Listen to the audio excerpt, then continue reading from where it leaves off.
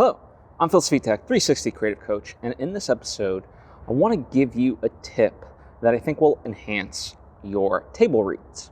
And especially right now when everything's so virtual, perhaps this gives it a little bit of liveliness. But before I get into it, I just want to quickly encourage you to subscribe if you haven't already. That way you get all the various episodes that I put out when I put them out. Thank you if you just did.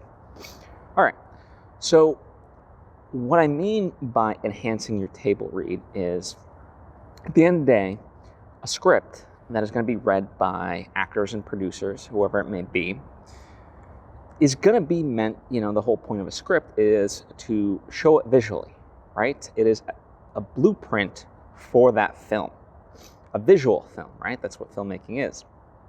And so, what I would encourage you to do is to gather reference photos and almost like a slideshow, if you can, as you go throughout the various scenes, highlight the locations and the color scheme, the characters, and so forth. So that way, as people are reading it, they can glance up, look at it, and have something in mind. Now, obviously, the more sci-fi it gets, the harder this becomes, because you're creating, most times, something that hasn't really been done to a degree, but you can find some sort of reference, right? And so I would encourage you to do that, because at least there's an understanding then, and so forth. And I think to me, what this does is it expedites the process, because then after the table read, you can talk to the storyboard artist, the cinematographer, the actors, and they have a sense of it, right? I think in terms of a script, if we all just are kind of imagining what things look like, well, then we all have to be readjusted towards the common ground, right? Because our imaginations may take us somewhere outside of it. And so instead, for me, I want to kind of guide people towards that. So, for a table read that I'm doing, I've even pulled music, as reference music, so that I'll play at certain intervals as things are happening, just to get it into their mind of like, okay, this is what, this is how the movie's going to feel, this is how the movie's going to kind of be. And again, all in the hopes of expediting stuff later on. And also too, what it does for me is it just forces me, as in this sense, I am the writer / director. So, not saying this is always going to be the case, but it forces me to make decisions very early on in the script writing process, so that way I save a lot of time and money, right? Robert Rodriguez talks about this. People are so unwilling to make decisions early on that they always say, well, we can figure it out in post.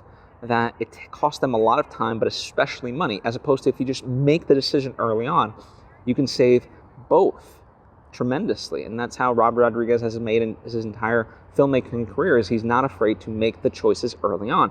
And so for me, by thinking about these things early on and putting them to practice, it helps me visualize it, so that way when I'm writing the story, I can cement it a lot more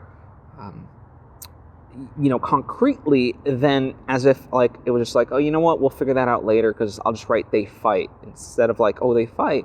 I can visualize it. Okay, well, this is what this person looks like. This is what this person looks like. One person is a lot stronger, so how'd that fight go? And really write out the details of that. The Matrix movies, think of them what you will. Joel Silver, one of the things he talks about is they were easy to budget because everything was written out very succinctly. As opposed to and then they take over the building. They had written, one of the more famous ones in Matrix Reloaded, the second Matrix movie, there's the famous car chase scene. And they had everything written out beat by beat. So it was a lot easier to budget because they could see it. So it kind of serves in that way. It's, by creating these references for myself early on. And, this is a practice that might not come to fruition if you're making necessarily a big budget movie. I think it certainly can still apply there, but for me, I always look at it from, the DIY guerrilla filmmaker standpoint. And for me, being one of those people, this certainly is a tool to help the process. And so I would encourage you to do the same and let me know how that goes for you. Very curious. So if you have any questions, if I was somehow unclear about something, by all means ask. I'd love to answer it for you. But I would encourage you to give this a try with the next project that you work on. Let me know how it goes for you. I would be very curious to know. So you can comment down below or hit me up on social media at Svitek. Thank you for tuning in.